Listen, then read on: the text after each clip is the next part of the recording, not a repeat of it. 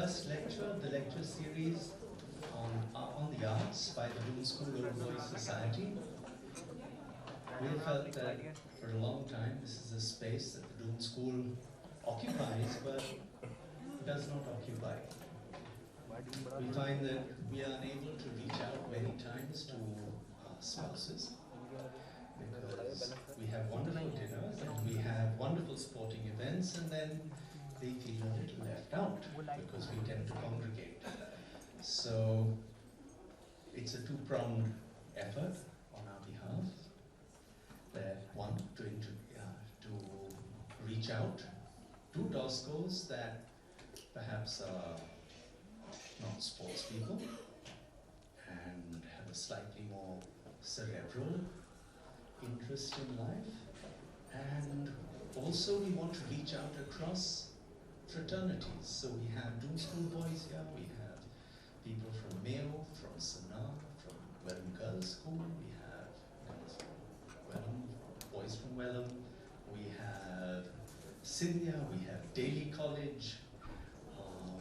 It is absolutely fantastic to see the wonderful turnout we've had. And thank you all for responding so warmly and coming out this evening. Since this is a lecture series that we're going to do on the arts, I thought it would be best kicked off by Mr. Arun Bharatram, who is himself a patron of the arts.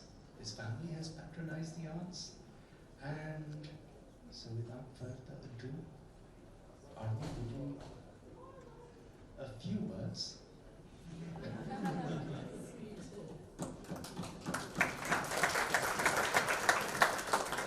Thank you, Rahul, for the kind introduction.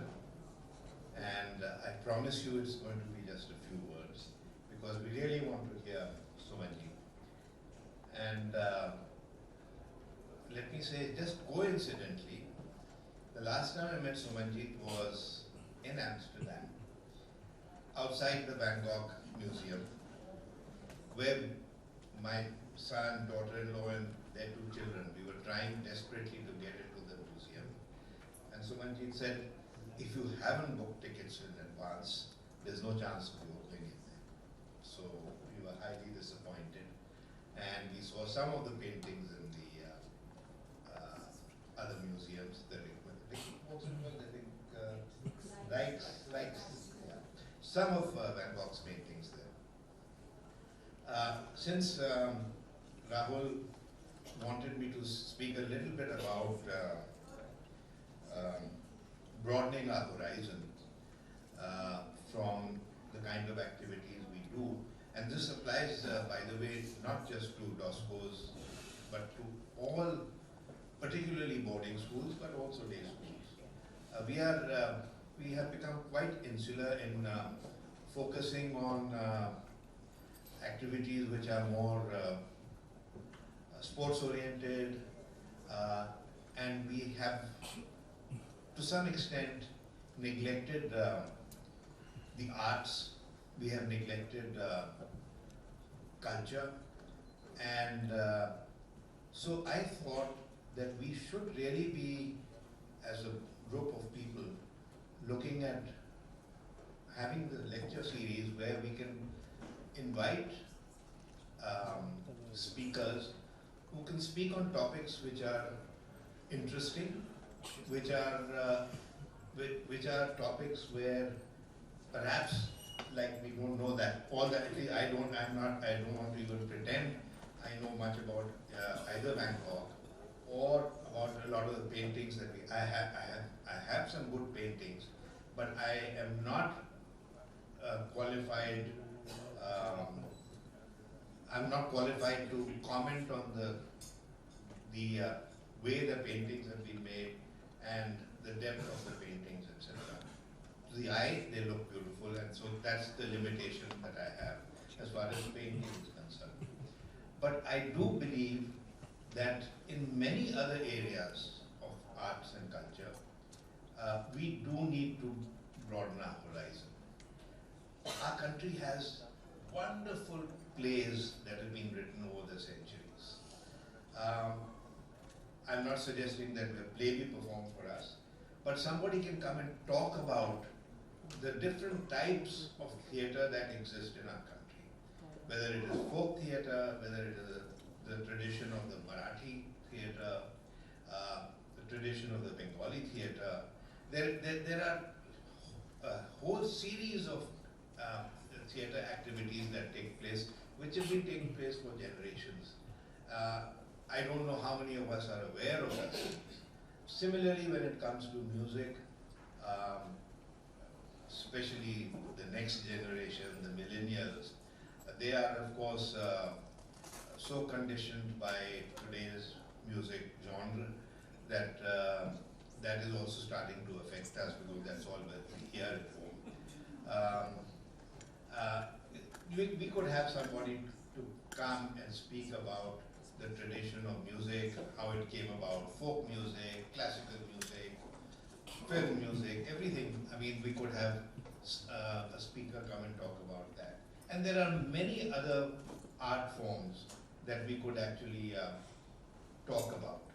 So I think it's a great initiative, Rahul, that you have decided that we should take this as a cause and that we should take this forward.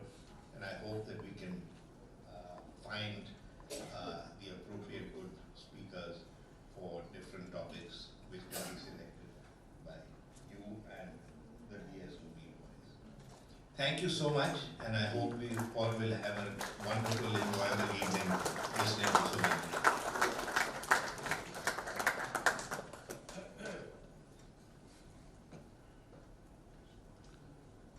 Thank you, Arun. I mean, that is definitely what we're planning on doing. You know, we had thought about a speaker on dance, explaining dance, and so on. And the rest, of course, Arun has already spoken of. And now, Sumanjit, perhaps you will take us through the Letters to Theo by Vincent Van Gogh.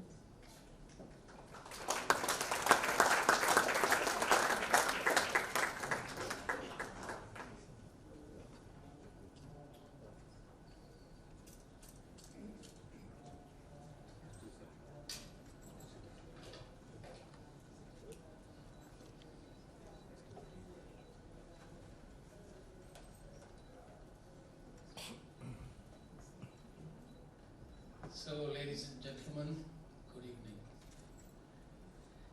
Vincent Van Gogh's life, or Van Gogh, as the Americans say, or Van Gogh, as the Dutch say, you gotta clear your throat and say the name at the same time. His life has usually been studied through his paintings. Many people have learnt about Van Gogh through Irving Stone's famous novel, Lust for Life. But I must tell you that this is a highly fictionalized, romanticized, and not very accurate version of his life. I have studied his life through his letters. Van Gogh was a very lonely person.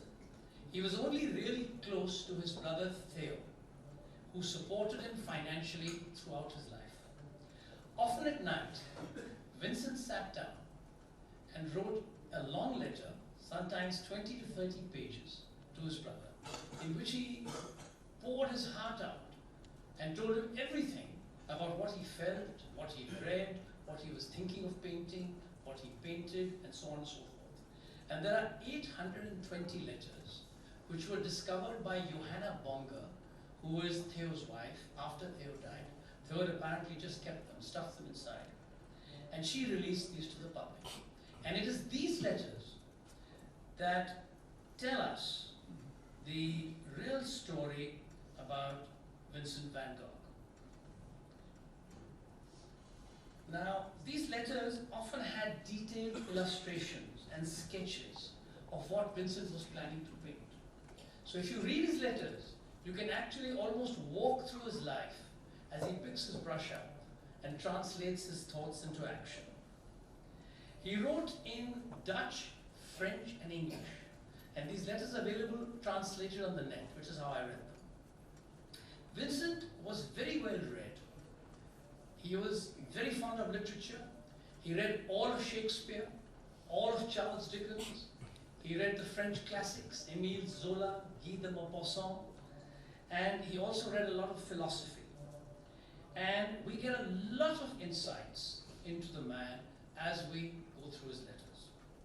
Vincent was born in 1853 in a small town called Zundert in Holland. His father was a Protestant preacher. He had 2 brothers and 3 sisters. He was a loner, and as a child, he often walked off from school and went off into the woods to go and look at nature because he was really fond of nature. He did not mix easily, and he left school early.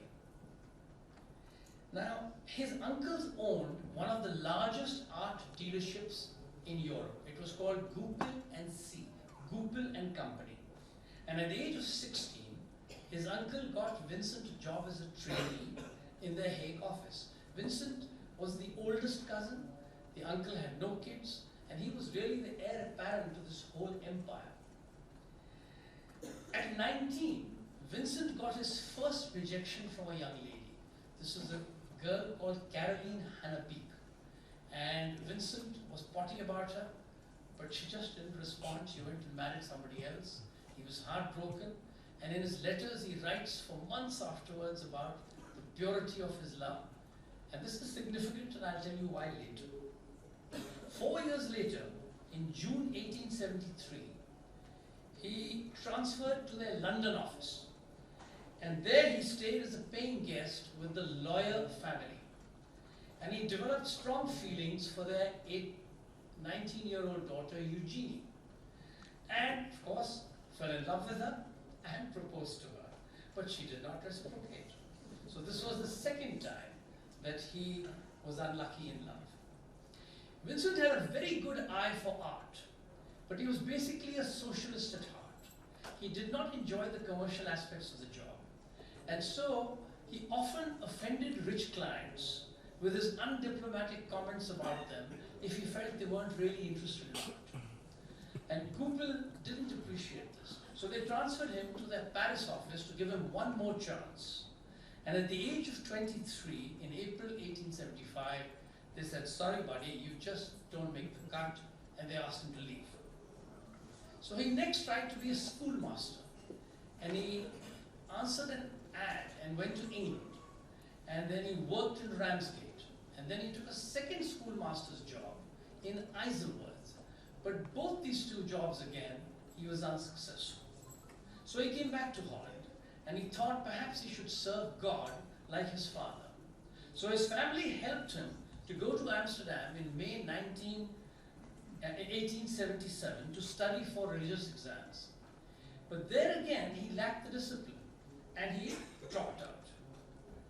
So he finally managed to get an assignment as a lay preacher, a sort of junior preacher, on a probationary basis in an area called the Borinage, which was a depressed mining area in South Belgium with horrible conditions. The people were poor, and there was a sort of horrible air about it. They died early. There was an air of depression. And he wrote in one letter, at first sight, everything around this mine has something dismal and deathly about it. The workers there are usually people emaciated and pale owing to fever, who look exhausted and haggard, weather-beaten and prematurely old. The women generally sallow and withered. All around the mine are poor miners' dwellings with a couple of dead trees completely black from the smoke. So he flung himself into his work, full of dedication and sacrifice for this mining community. And he found lots of poor people there. He gave away all his earnings. He gave away his belongings. He gave away his furniture and slept on the floor. And he was known as Christ of the coal mines. And he gave long, boring sermons. So this unconventional behavior was simply not appreciated by his superiors, so they gave him the sack. And he didn't know what to do next. Now Vincent started experimenting with pencil and watercolor at that time. And this is one of his very earliest pictures pictures that he made. And it's a sketch of a coal mine. It's a very naive picture. It's not very developed. And if you zoom in a little bit, you will see there that he's written in pencil vert jaune, which is French for green and yellow. So clearly he wasn't confident. He used to make these sketches, go back to his room, look at what he thought the colors would be, and then he would paint them over. So for a year, he hung around these villages of the Borinage, and we don't know much about him because he didn't write any letters. And then he started writing to his younger brother, Theo. Theo, meanwhile, had joined the same company, Doon, and was a very successful art dealer. Unlike Vincent, he really had a commercial sense, and he started making a lot of money. So he saw Vincent's wretched state and despair, and he saw promise in his sketches, and he encouraged Vincent to become a painter, and he offered to support him financially. And at the age of 27, Vincent decided to become an artist. So he spent the next 5 years in Holland and Belgium, and this is known as his Dutch period. He took some drawing lessons at the Academy of Fine Arts in Brussels, and in 1881, he moved in with his parents in Etten, in the Brabant area in Holland. Now, there were complications again. His cousin, Kay Voss, was widowed, and she came to stay with his parents with a child. And Vincent, of course, true to form, fell desperately in love with her. And she again did not reciprocate. And this time, he writes in his letters, this is really the serious one. She's the one for me. And he chased her, and he said, I will melt the icicles in her heart. And then she finally said the 3 famous words to him, no, nay, never. So there's a story that Vincent goes to Kay's house, and she sees him coming, so she runs upstairs and hides. And her parents say she's not here. And there's a candle burning there. And Vincent puts his hand over the candle in true Bollywood style and said, I will not remove this until Kay comes down. And then the father, of course, blows it out and gently ushers him out. But this is significant because it gives us a peep into the character of the man. He was very, very single-minded in his focus and pursuit of whatever he was pursuing at that moment. And this was his 3rd rejection by women. So Vincent felt very suffocated living at home with his parents, his father's religious atmosphere, telling him he has to go to church every Sunday, and he had a row with his parents. And he left on Christmas Day. He went to The Hague, and he took some painting lessons from an artist called Anton Mauve, who was related to their family, who told him that, look, you really need to first of all practice drawing, because that's how all artists start. And he realized this. So he devised his own program of study to master all these basic techniques. He didn't have a natural talent. A lot of people think Vincent Van Gogh is a genius who just dropped from the sky and made these beautiful paintings. No. He really, really worked hard at it. He struggled. And he writes in one of his letters, he says, my hand does not follow my brain. He studied the techniques of other artists. He looked at manuals, and slowly he became better. And this is one of his very early sketches, and you can see that form is starting to appear here. Now, all his life, Van Gogh was very attracted to the destitute and the suffering. In July 1882, after setting up a studio in The Hague, he met an abandoned pregnant prostitute whose name was Clasina Hoorn, and her nickname was Sen. And he met her in a soup kitchen. And she was freezing in the cold, and she had a little child, and she was pregnant, and the person who was responsible had run away. So Vincent felt very sad for her, and he took her in, and he kept her with him. And then she became his model, and then gradually she became his lover. And he did not tell anyone in his family, because Theo was supporting him, and he knew his parents would hit the roof. And he cared greatly for her, and he longed for a family. This is very central to Vincent Van Gogh's loneliness. He wanted to marry her. So eventually his family found out, and his father said, what the hell? What are you doing? And remember, this is the 19th century, and we're talking about conservative Holland, and a father who's a preacher. So Vincent opposed their conventional views, and he wrote this little piece which I like very much. He said, "Well, gentlemen, I'll tell you, you who set great stores by manners and culture, and rightly so, provided it's the real thing, what is more cultured, more sensitive, more manly? To forsake a woman or to take on a forsaken one?" He had a difficult relationship with Theo because her mother wanted her to go back to prostitution because she wanted the money. And after a while, Saint did in fact slip and go back. And Theo persuaded Vincent to give her up. And Vincent was heartbroken, and his letters are full of, really painful stuff that he writes about how he feels, but he gives her up with great sadness. On breaking up, he was really depressed and very lonely. And in July 1883, he wrote to Theo, "I don't really have any friends except for you. And when I am alone and ill, you are always in my thoughts." Now, at that time, many French painters had taken up the painting of peasants and farm workers in a place called Barbizon, near Paris. And these were people like François Millet in English, Jules Breton, Daubigny. And Vincent saw these people as the people who were really his models, as it were. They felt that peasants were close to nature, their lives were purer to those living in the civilized world of cities, and they painted life in the countryside, paying homage to the so-called honest and humble existence in the face of encroaching industrialization and civilization. And Gleaners is a painting by François Millet. Gleaners was a name given to those people who were allowed to come into the fields after they were cut, and they could pick up the droppings. And Vincent found great dignity and beauty in the faces of peasants. He said, "A peasant girl is more beautiful than a lady to my mind in her dusty and parched skirt and jacket, which have acquired the most delicate nuances from weather, wind, and sand. But if she puts on a lady's costume, then the genuineness is lost." So in September 1883, he went to the flatlands of Drenthe in Holland, and he tried to make his own peasant paintings.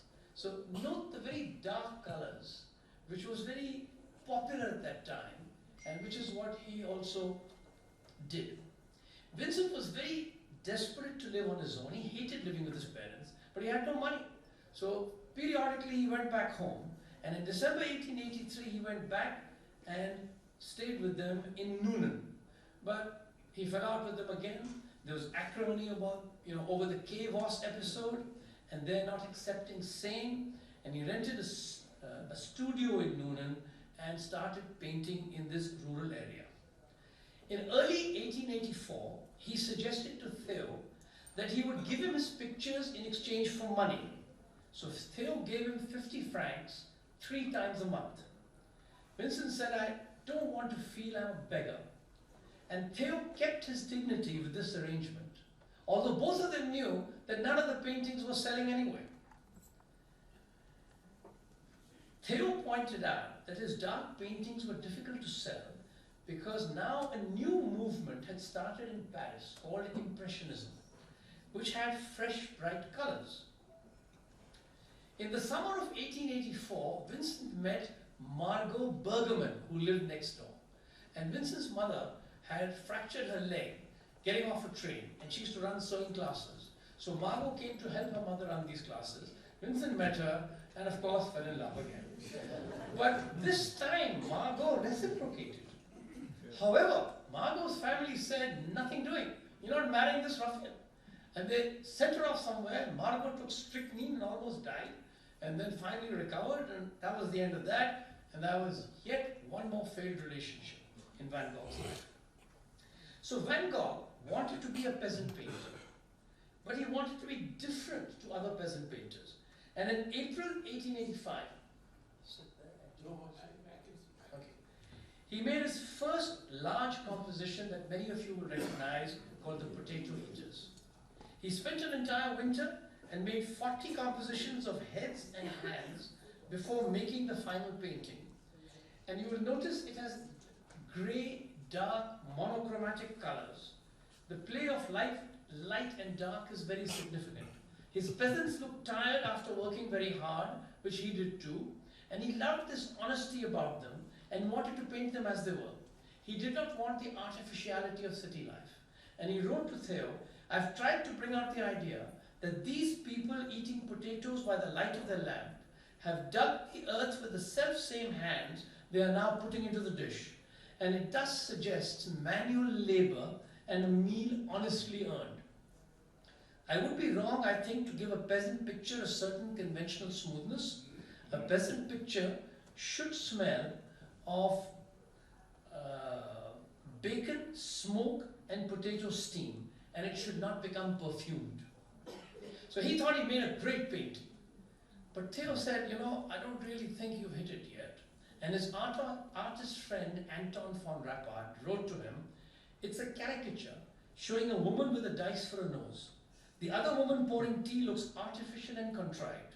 You could not have seriously meant this as a painting." So Vincent was really upset. But he had the good sense to realize that he still had a lot to learn. And so he decided to get some more lessons and get new ideas. And he went to the Royal Academy of Fine Arts at Antwerp and started painting portraits and doing the classical stuff, studying the human body. But of course, he got into arguments with all his teachers and left in a huff. Now, the Protestant ethic was very strong in Vincent van Gogh because he grew up in a religious household. And the Protestant ethic said that you had to work hard to be worthy of God, and you must not seek reward or fame, and it is God who would decide whether you would get rewarded. So it is this that made Vincent into a very obsessed and driven personality who focused on painting to the exclusion of everything else, and his health ran down, and he fell ill repeatedly. In February 1886, Vincent decided to go to Paris, then the center of modern art, to look for new inspiration, and he moved in with his brother Theo, who was living in Montmartre. Montmartre was the bohemian location for all would-be artists. It was a center of artistic freedom. There was a multitude of colorful bars, burlesque theaters, girly shows, bohemian cafes, and all these artists congregated there. He realized that to progress he needed more contact with art, and he made friends with artists like Émile Bernard and Toulouse-Lautrec, whom many of you must have heard of, who were challenging the existing norms and exhibiting their art in cafes in Montmartre.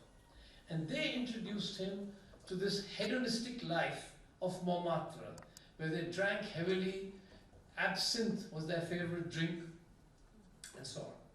Now, most paintings in those days were done by the old masters, and apart from the dull shades of grey, they usually painted conventional poses. You know, a family sitting on a chair formally, or a general on a horse, and stuff like this. The Impressionists wanted to paint life as it is, and so they started bringing color and their impressions into their paintings. And there were painters like Monet, Degas, Pissarro, who started this. And then the younger lot of people like Gauguin, Cézanne, Seurat. Seurat was a guy who pioneered a technique called pointillism, where he said you can make a picture by just making dots, and the whole picture will then, develop out of that. And that was a very strong movement at that time.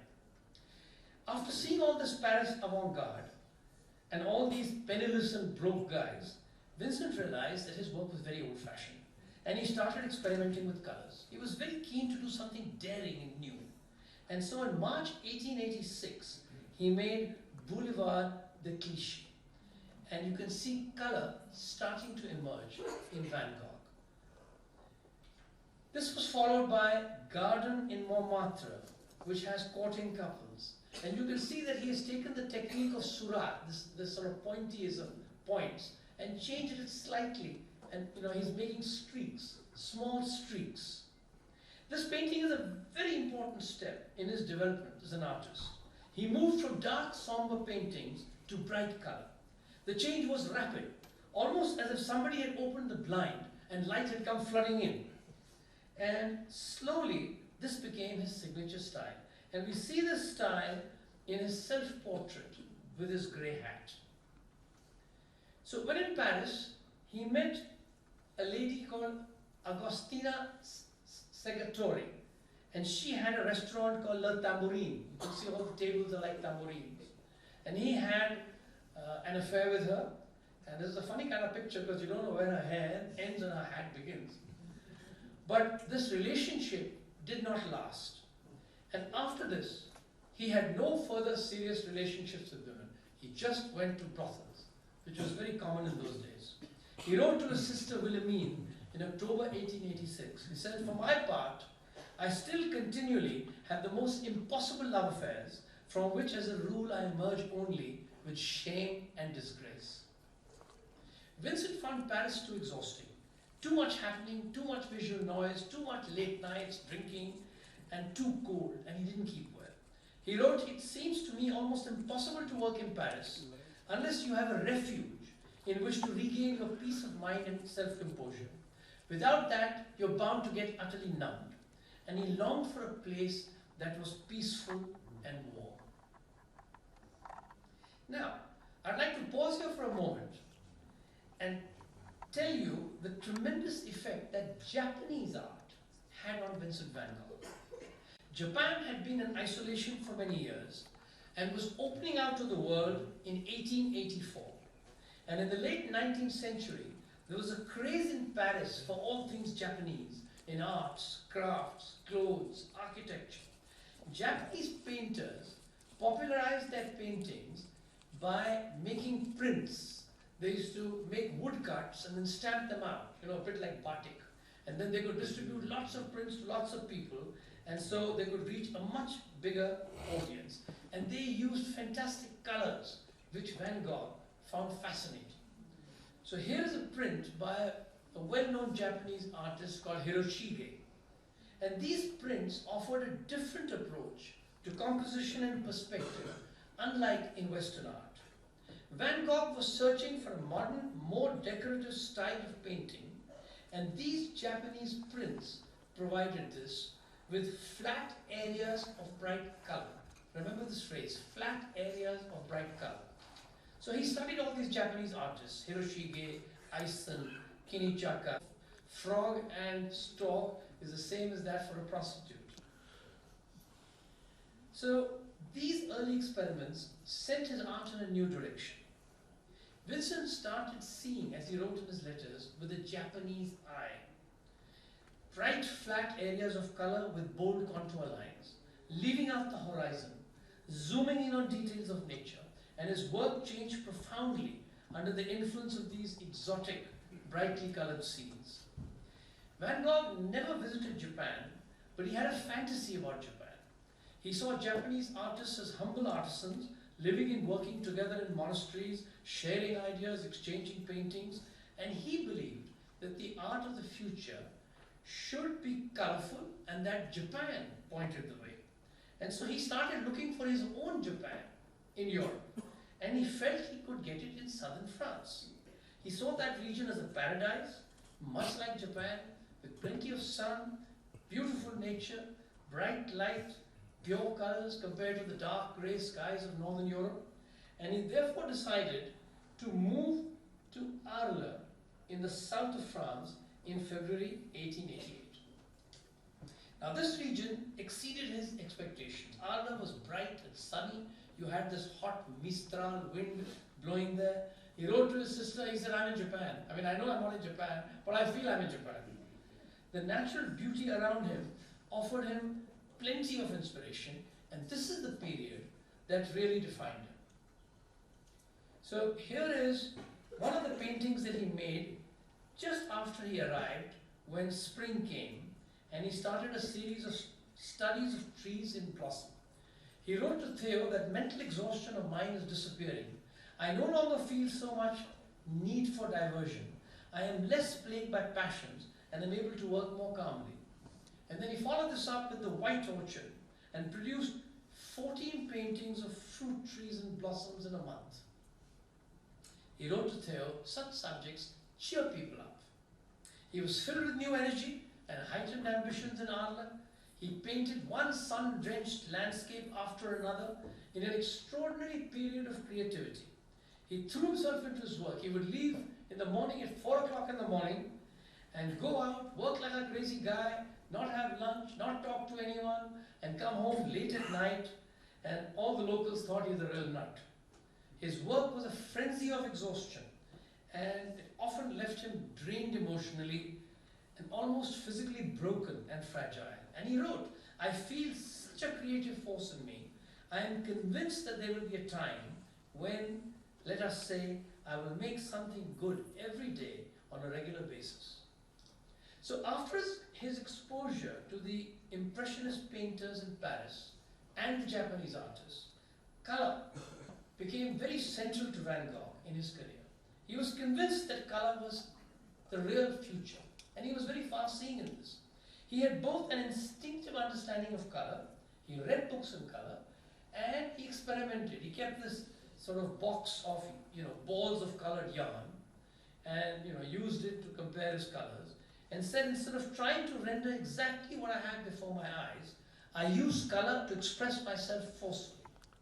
And finally, his own distinctive style emerged with beautiful colors and broad brushstrokes, which they call impasto. And this is one of his early paintings, the Langlois Bridge. It shows women washing clothes. In June '88, he created 10 paintings and 5 sketches known as the Harvest series, the most famous of which was Harvest at La Crau. This reflects his experiments with flat areas of color, bold outlines seen here in the spiky cut cornfield, contrasted against the flat areas of standing corn. You can almost feel the dryness and the heat in this painting. His period of learning, searching, and experimenting was now over. He was now a confident painter in full command of his strokes and colors. And he considered this one of his best paintings. And in very remarkable modern language, he wrote to his brother, "This canvas absolutely kills all the rest." In June '88, he painted Sunset Wheatfield near Arles, where we can see across a broad expanse of restless wheat the town's dark silhouetted outline lit by a giant moon, which gives the painting a mysterious, slightly haunting air. In June '88, he painted The Sower. Van Gogh was very obsessed with life and death, and he felt that sowing and reaping represented the cycle of life and death. And he made many such sower paintings, but I'll just show you a couple. In June '88, he visited the fishing village of La Santa Maria de la Mer. And in fact, I examined this painting, the original, with a microscope, and I found tiny grains of sand embedded in the paint. So, for sure he did it standing there by the seaside. And, he also painted fishing boats and so on. Now, Vincent was constantly anxious about his finances. All his letters mention money, and the money he needs for the next canvas or for the next paint. And it is greatly to Theo's credit that he supported Vincent continuously and was also his friend, philosopher, and guide. In fact, the real hero of the Van Gogh story is Theo Van Gogh, Vincent's brother. This financial anxiety meant that Vincent was constantly stressed and he felt sick often. He missed his meals and was very unwell. Now, when you read all his letters, it comes out clearly that Van Gogh worked in a very systematic manner. Every drawing and painting was thought out and was a conscious attempt to improve. This is completely contrary to the prevalent image of Hollywood and Irving Stone, that he was an impulsive and emotional artist who kind of got drunk and womanized, and then suddenly through all this, madness of his, a flash of genius came out like a bolt of lightning from heaven, and he made these great paintings. This is completely untrue. Vincent never painted when he was ill. And it's really Irving Stone and Hollywood that I blame for this false picture.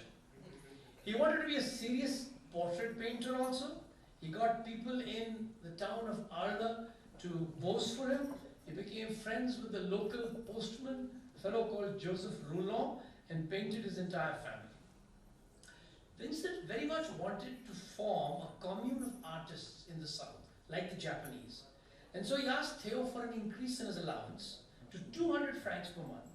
And in May 1888, he rented a building called the Yellow House for 15 francs per month.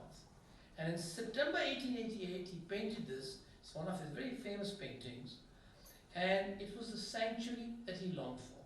He wrote, "My house here is painted outside in the yellow of fresh butter, with garish green shutters. Inside I can live and breathe and think and paint." In the autumn of 1888, he made this painting of himself as a bonze, a Japanese priest, and he sent it to his friend Gauguin, who was living in the north of France, in Brittany.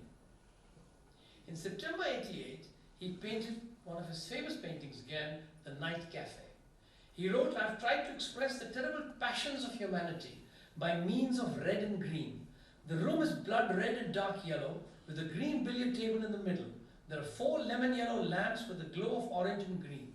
I've tried to express that idea that the cafe is a place where you can ruin yourself, go mad, commit crimes." Then in mid-September 1888, he made one of my favorite paintings, Cafe Terrace at Night, which hangs over my bed.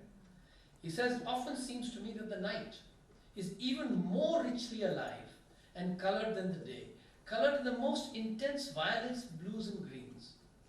And this was his first painting in which he experimented with a starry background.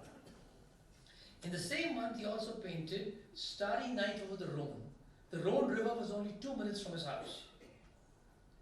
In October 1888, he painted his famous bedroom, which, he wanted to decorate his house, and he thought he'd make a few paintings for that.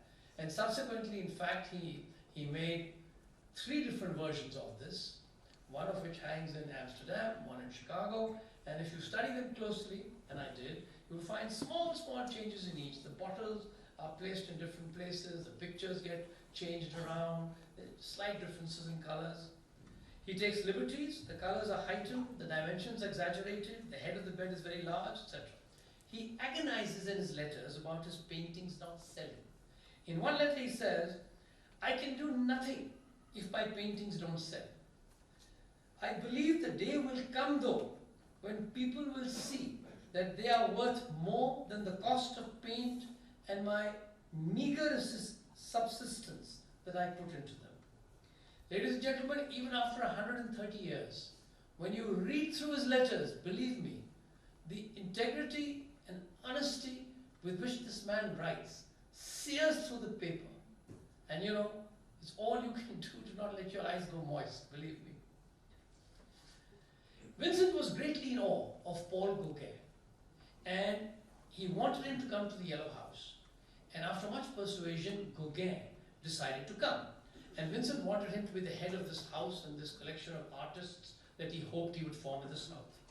Vincent was thrilled, and he painted 5 versions of one of his, again, very famous paintings, Sunflowers, to adorn Gauguin's room.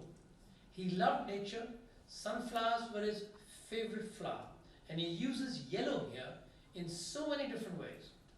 Critics of the day recognized that the sunflower paintings were something completely unique and very new and never seen before.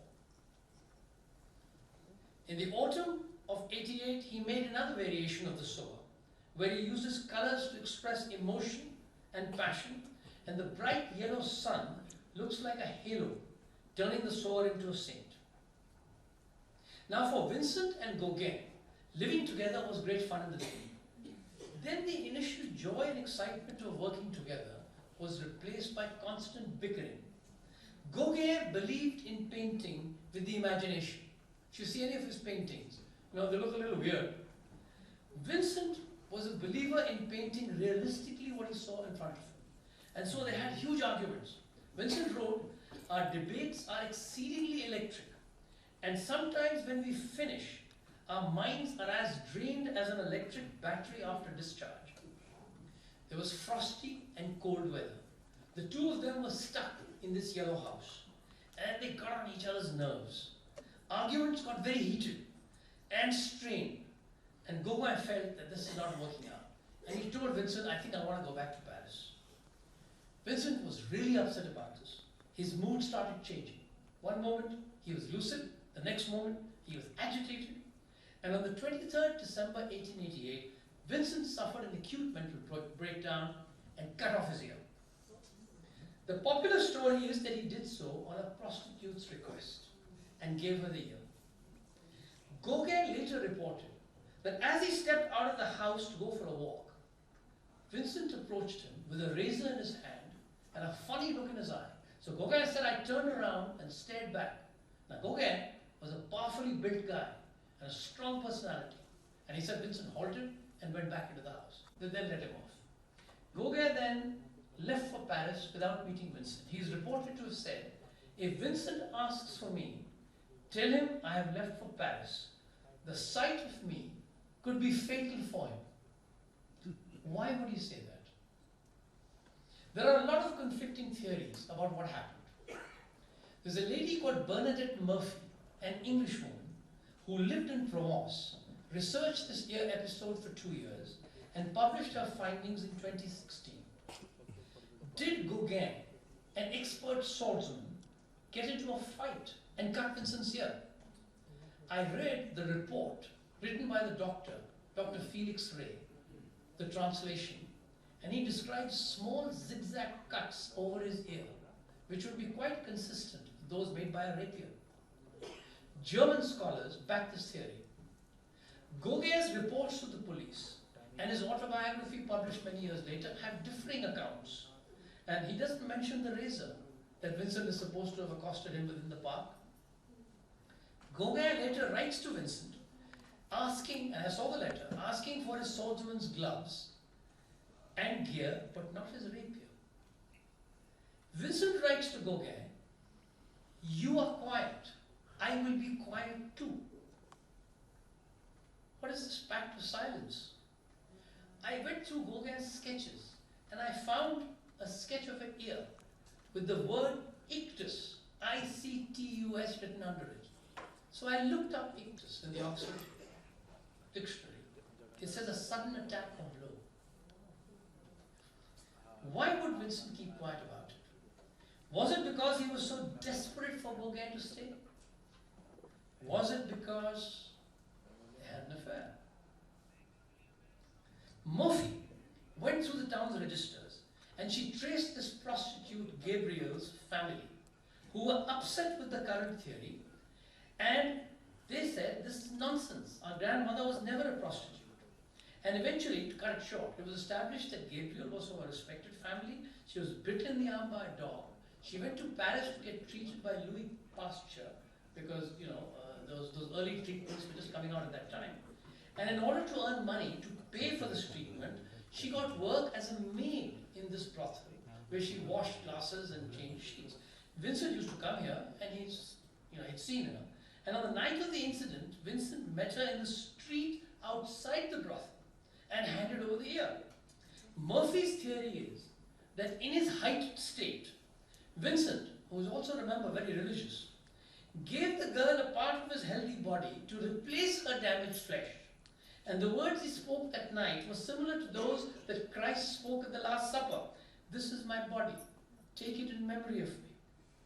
For Vincent, it was a personal, intimate gift meant to, as he saw it, alleviate her suffering. Now there's another very popular theory by the British historian, Martin Bailey, and I got hold of his papers and read through them too. And he says that on the day that Vincent cut off his ear, Vincent received a letter from Theo informing him of his engagement to Johann Bonge. This made him obviously very upset and insecure because the source of his money was drying up. Interesting to note that shortly after that, Vincent painted a still life with a plate of onions, which shows a letter with a postmark. And if you peer at this picture, and I was peering so hard, the guy in Chicago came and asked me what the hell I was doing, to try and read the date on that, it is exactly close to the time when he cut off his ear. So, there are many theories. I think the ear-cutting episode was probably a combination of many things. Vincent's emotional instability, which I'll talk about later, his being upset with Paul Gauguin leaving, and maybe his insecurity over Theo's engagement. Anyway, Vincent was hospitalized, and when he was in hospital, he made some reed pens from reeds growing locally, and he started sketching, and he made these beautiful sketches. Then he also started a little painting. And he made a portrait of himself with his bandaged ear and pipe. Gauguin's departure was very disheartening for Vincent, as it destroyed his hope for a commune of artists living together.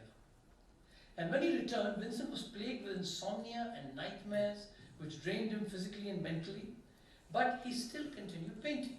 And he writes in one letter, "As far as I can judge, I am not really mad. You will see that in the canvases I have done in the meantime, they are untroubled and they are no worse than the others." So between December 1888 and February 1889, he had mental breakdowns twice. He was recorded eating coal and complaining he was being poisoned. And so, every time he'd recover, he just couldn't remember what he'd done. And people would tell him, "You did all these weird things." Now on 25th February 1889, 30 people in Arles sent a petition to the mayor that Vincent should be committed to an asylum. They said he was unstable, he was a threat to society, he hugged women inappropriately, whatever that means. Vincent was devastated by this because he was trying to make Arles his home, and he was now rejecting him. And he writes in one letter, it's a very painful letter, he says, "You can imagine how much of a hammer blow, full in the chest it was, that there were so many people here who were cowardly enough to band themselves together against one man, and a sick one at that too." And Marie Guinot, who was a lady who had a shop nearby, she says Vincent actually only became really ill afterwards because of the behavior of the stupid people here. So here again, the same Bernadette Murphy did some more research, and she went through all the town's records and through all the names of all the people, and she found that there was a grocer named Damas Crevalon who was living nearby, and he and his house agent Bernard Soule, who was a property agent, they wanted Vincent out of the Yellow House because there was prime real estate. So they used the ear episode to force him out. And that entire petition was made up actually of their friends and relatives and servants and so on. And so it was only really one family that wanted Vincent out. Unfortunately, the mayor got that petition, but he didn't sign it. And the Yellow House was locked up. So Vincent was readmitted to the hospital on and off for 1/3 of his time in Arles, but he still continued painting. And it's extraordinary that after each illness he'd recover and paint some more paintings, and he made 187 paintings, but never painted when he was ill. He assessed his condition very soberly. He says, "What comforts me is that I am beginning to look upon madness as a disease, like any other, and to accept it as such." But by now, with frequent attacks, he started losing confidence in whether he could live on his own. So in May 1889, he volunteered to stay at the private sanatorium of Saint Paul de Moussou in a town called Saint-Rémy, which was close to Arles. He found this place very peaceful. He started painting here again, and this is one of his very well-known paintings, where almost every leaf is unique with a different shading and color. He painted the garden of the hospital, and in June 1889, looking out of the bars of his room here, he painted his most famous painting, Starry Night. He was able to depict turbulence in the sky. It's almost hallucinatory. Was it mirroring the agitation in his mind? Experts say that the seeds to his next breakdown can be found in this. He also used his imagination, because that church with a pointy steeple, it's a Dutch church. There's no churches with pointy steeples in France. He included his favorite tree, the cypresses. Cypresses, incidentally, were associated with death. They're found mainly around graveyards, but Vincent loved them. He said they're very stately. They're like Egyptian obelisks. He was really unhappy with this painting. He said it's not a good painting, it hasn't come out right. All these big blobs of yellow look awful. This painting now hangs in the Museum of Modern Art, ladies and gentlemen. It's valued at $300 million, 2,000 crores. Most of Vincent's paintings, incidentally, are between $50 to $100 million. There's no Van Gogh sketch even under 10 million. I tried to pose as a buyer and, to approach different houses to get quotes, but believe me, people don't even want a quote. Everyone who has a Van Gogh just holds it closely to his chest. So Vincent fell ill again. He got another attack in July '89. He tried to eat his paint and drink his turpentine. And in September 1889, feeling really despondent, he writes to Theo, "I have abandoned any hope that my attacks won't come back. On the contrary, we must face the fact that I will have an attack from time to time." But in spite of these difficulties, he made 142 paintings whilst he was in Saint-Germain. By now, Theo had become a father, and he named his son Vincent after his brother. So Vincent painted this painting and dedicated it to his nephew. Now Vincent was beginning to start getting recognition. There was a critic called Albert Aurier who wrote an article praising his potential. In February 1890, Theo sold one of Vincent's paintings for 400 francs. This is the Red Vineyards, and this is the only painting that Van Gogh sold in his life, other than a few small commissions. At that time, he painted also a wheat field with cypresses, which was the view from his window towards the Alpia mountains. He painted his last self-portrait in Saint-Germain, and he painted another favorite of mine, a very powerful painting, Country Road in Provence at night. You can see his paintings are beginning to get a slight disturbed air about boarding atmosphere, menacing crows, 3 paths leading nowhere, symptomatic of the confusion in Vincent's mind. And the middle path stops dead short. Many people claim that this was his last painting, but that's not true. He made some very happy paintings after this. Now in Paris, Theo was having trouble because his company, Goupil & C, was taken over by a new company called Broussard and Valadon. And he didn't quite get on. He didn't have the right chemistry with these new guys. So he thought he'd leave and start his own company. The moment Vincent heard this, he felt really insecure. He rushed to Paris to see his brother, but the visit went badly. You can't tell through the letters exactly what happened. I think Theo's child was sick. There were people who kept coming into the room and interrupting their conversations. But Vincent came back without the reassurance that he really wanted about Theo being able to pay for him in future. So in July 1890, Vincent wrote, "It's no small matter when we are all made aware that our daily bread is at risk. No small matter when for different reasons we are also made aware of the precariousness of our existence. My life is under attack at its very root. My step is also unsteady. I fear that I was a danger to you, living at your expense." The use of the past tense was a red flag. At this time, Vincent was at a very low point. Illness, despair, uncertain future, all weighing heavily on his mind. In his despondency, he writes one long letter, "As a painter, I will never amount to anything. I am absolutely sure of it." In the meantime, Theo had a second meeting with his bosses, and he changed his mind and decided to stay on. Because he didn't have the capital to really break out. Excuse me a minute. But this information did not reach Vincent. On the afternoon of 27 July, Vincent left his lodgings and disappeared. He staggered back to the hotel bleeding around 9 p.m. that night and confessed to having shot himself in the stomach with a revolver. The bullet traveled through his body and lodged in his left flank. A local doctor, Dr. Mazzeri, and also Dr. Gachet were called, and they tried to help him. But Vincent said, "Don't, I'll do it again."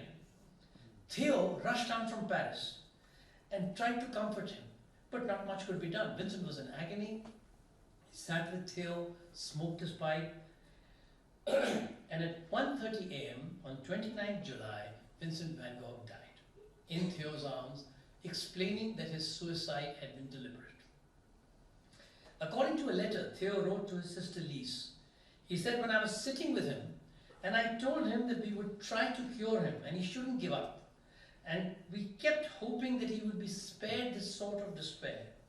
He said, 'My sadness will last forever.' I understand what he meant. And at last he has got the peace he craved for." The funeral was fixed for 2:30 p.m. the next day, but at the last minute the local priest refused to let him into the church because he said he committed suicide. So his friends and 8 fellow artists who had come down from Paris, they took his coffin and put it on the table at this inn, the Auberge Ravoux, and they put sunflowers all around it, and they placed his paintings around the coffin. Some of them were still wet. And Theo wrote how empty it is. They then buried him in a cemetery in Auvergne, and Vincent Van Gogh was 37 years old when he died. So his entire painting career, from the day he thought of painting to the day he finished, was 10 years. After his death, Theo worked very hard to popularize his work. Theo, in fact, became very heavily affected by Vincent's death. You could almost say he became unhinged. Within 6 months, Theo, who was suffering from tertiary syphilis, had a nervous breakdown, was committed to an asylum in Utrecht, and died at the age of 32. And in April 1914, his widow Johanna had Theo's remains moved to Auvergne to lie next to his brother Vincent. Now, this was the last painting that Vincent did before he died. He was working on it the day he killed himself, and it's unfinished. In 2011, 2 Americans, Stephen Nafe and Gregory White Smith, wrote a book arguing that it was unlikely that Van Gogh killed himself, but was accidentally killed. They showed that the bullet entered Van Gogh's stomach at such an oblique angle that he would have had to have fired the gun from his outstretched left toe. Further, there were no powder burns on his hands. His paintings were upbeat before his death, so why suicide? How did he travel the mile-long distance from the wheat field to the inn? How did he get a gun with his well-known mental health problems? Why was his painting gear never found? His gun was found incidentally in the field 50 years later. Van Gogh was always troubled by a group of rich boys who came to Auvergne during the holidays. Auvergne was, close to Paris, and rich families came there to spend their summers. And there was a group of these boys whose leader, René Secretin, had a gun for shooting crows. And the theory is he probably shot Vincent accidentally. Secretin gave a guilt-ridden interview in 1956, which I read, in which he confirmed tormenting, but not killing, Vincent Van Gogh. Could Van Gogh have seen the shooting as a favor because he was so unhappy and wanted a way out? Now, many of you may have seen the film Loving Vincent. That's actually based on this. And there is a new film that's come out in Europe and America, which should hit India in the next few months, called At Eternity's Gate, with Daniel Defoe, which also deals with the same theory. So the Van Gogh Institute investigated this theory for 2 years, but they eventually rejected it. I also rejected it. I believe that Vincent was very depressed as he felt that he had been a failure in his life. He had been a failure in earning a living, a failure in living with women, a failure with society. His continuing illnesses also made it really bad for him, and he felt he was a financial drain on his brother. And when Theo talked of starting his own business, that was really the final straw. Now, what was Vincent's illness? We don't know precisely. There's a strong family history of psychiatric problems through the maternal line. He had an epileptic aunt. His brother killed himself. One of his sisters also went into the loony bin. Doctors in those days called all mental disorders epilepsy. Experts today lean towards bipolar disorder and borderline personality disorder, which is also a form of epilepsy, aggravated with the enormous amounts of alcohol that he consumed and a very poor diet. So appreciation of Van Gogh's work grew very rapidly after his death. He left behind 860 paintings, 1,200 drawings and sketches, and he is recognized today as the most influential Western artist. On a very personal note, the overwhelming feeling left with me after I read all his letters was real sadness.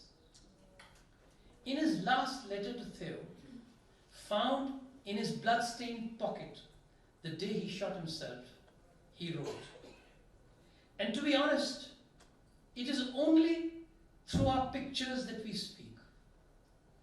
As for my work, I risk my life for it, and my sanity is half shot away because of it. But what's to be done? Thank you, ladies and gentlemen.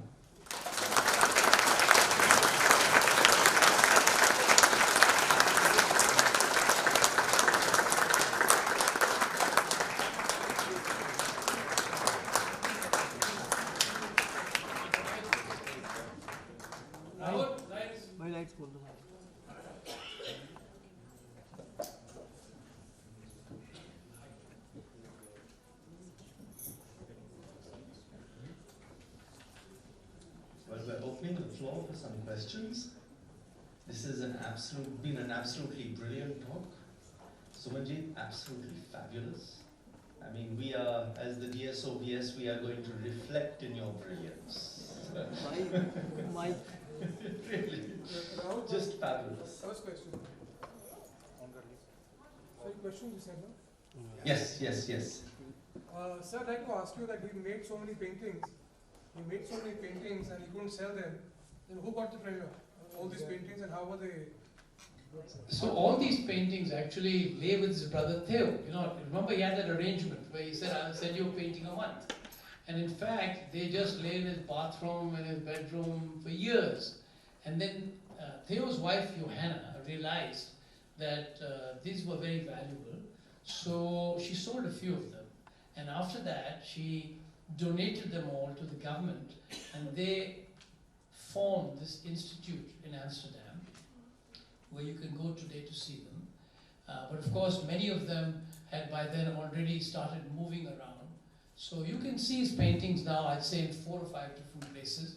There is the museum in Amsterdam. There are some at a few in the Rijksmuseum. There are some in London at the National Gallery. There are quite a few of them at the Institute of Art in Chicago. They have a great collection. I spent a lot of time there. It's fortunate my son is also living in Chicago, so I managed to combine the two. And but you'll find a few with private, with museums in St. Petersburg, with the Museum of Modern Art in New York, and of course private collectors. Can you tell us something more about the sunflowers? Because I think there are a series of 5 or 6. Yeah, so he originally made this for Gauguin. Vincent was kind of fascinated with Gauguin, greatly in awe of Gauguin. And he made this to decorate his room. So he made 2 or 3 in the beginning, and then he made some more. So he made a total, I think, of 6. And each one of them is extremely famous, extremely well known. Each one of them is slightly different, and then sort of unusual paintings. I wanted to know, in his lifetime, there was not much success that he made in selling his paintings. I don't know what the reason is, maybe people didn't understand that. But what then changed? How is it that he became so famous, his paintings became so famous later on? You see, his brother started popularizing his paintings, and after his death, his paintings, well, they were very good. You know, artists started recognizing the brilliance, and the paintings started being shown in exhibitions, and people just all the other artists realized that this was something, truly fantastic, and they appreciated and valued, and became, he became famous. What exactly did they see in his paintings that made him recognize his for each person it's different. I love his paintings because of the profusion of color. A lot of people, like them because of the strokes. He painted very fast, very impulsively, because the Japanese did this. He wasn't a studied painter. On average, he made a painting a day. But today, the astronomical sums that people are willing to pay for his paintings are a reflection of how much people like them. So the beauty is in the eye of the beholder. So one question. He always considered himself a failure as far as his paintings were concerned, and he did all of that work in 10 years. What would be the approximate value of all his paintings together now? I don't know. It would be pretty difficult to compute. Probably $1 billion. I don't know. You have an eye on some of them, do you? Sorry, you had a question? Yeah, I just wanted to. You mentioned that all of his work, 800 odd paintings, was done over a course of 10 years. It is not 800. Absolutely. Yeah, okay. So that means that he painted nearly 2 paintings a week. Well, actually, he didn't do all his paintings over 10 years. He started on the path to becoming a painter, and then he became a painter. I think most of his paintings were really done, I would say, in the last 2-3 years, when he was at Arler and when he was at Saint-Germain. But with the kind of detail that you showed, this means that he must have been sleeping very little. Well, that's also true. That's also true.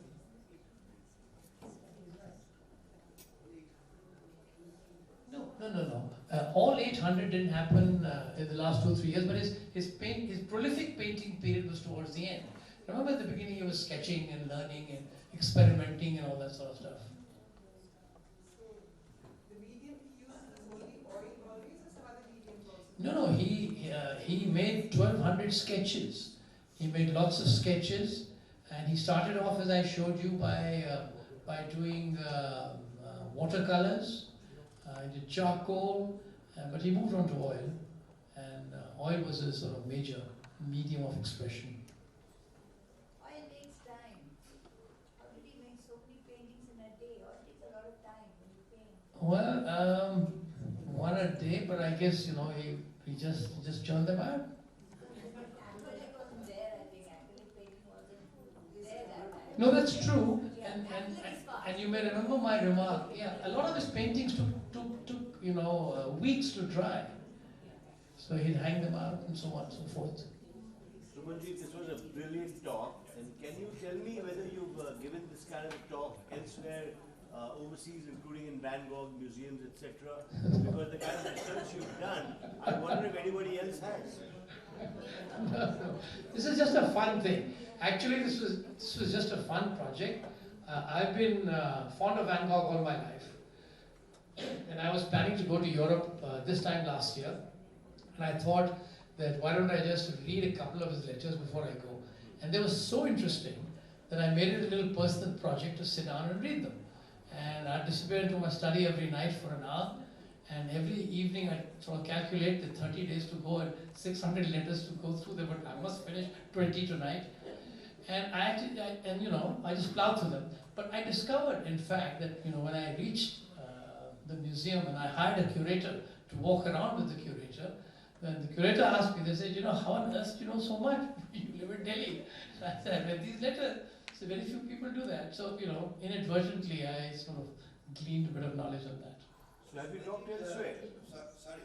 So the time I met you in Amsterdam was the first time that you were going to? Was the first time. You could get an eye yeah, but I wouldn't have been able to. Yes, please. First of all, thank you for an absolutely brilliant talk. It was very enlightening and extremely interesting. My question is that are these letters available? Translations in 3 or 4 languages, and you can go on the English one. And the other thing is, when you read through the letter, if he says, I'm thinking of painting a starry night, there will be a little sort of asterisk. And if you click on that, it will take you to the first sketch that he made when he thought about it. And so you can link up, you know, the whole thing. And it's fascinating. So what's the name called? Van Gogh? The Van Gogh Institute, Van Gogh Museum. So thank you for a very interesting talk. It was really informative. I want to ask you, Japanese influenced his painting to such a great degree. Did he know somebody who was his neighbor? How did No, you know, as I told you at that time, Japan suddenly opened up, and the whole of Paris became mesmerized with Japanese art and culture, and the women, you know, were using Japanese fans and all this stuff. And along with that, Japanese art and these art prints started circulating. So Vincent saw these then. He never went to Japan, but you know, he loved the color. But no personal interaction? No, there was no personal interaction. He had no Japanese friends. There's no pen pals or email friends. So are you planning to read up some more letters from some other artists? Do something like this again? No, this is just a fun thing for one time. Thank you. Yes. I was just wondering, you mentioned and the Hollywood, The Lust for Life, Livingston, and then you mentioned some of the aspects of his having psychiatric disorders like bipolar, etc. And perhaps not being very mentally stable at some points of time, and he expected to be falling ill very frequently. Right. So, do the letters throw any light on his illness or something, or have psychologists or Yeah, of course, naturally. He was an intelligent intelligent chap, and then, you know, suddenly this would happen to him. And when you read his letters, he writes with real honesty. He says, you know, I don't know what the hell to do. And remember, in those days, medical science was not very advanced. You know, people didn't really know what happened. And if you just had it, they just shut you up in an asylum and said you've got epilepsy. Everything was called epilepsy. And he writes there and he says, I suddenly become okay, I'm absolutely fine, and I can't correlate why that happened earlier. But periodically, as this keeps happening, it debilitates him and slowly grinds him down, as it would all of us.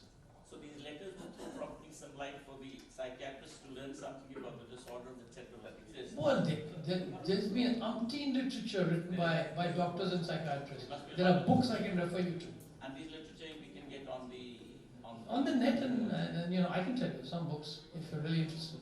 Well, I'll get through to you. Yeah, sure.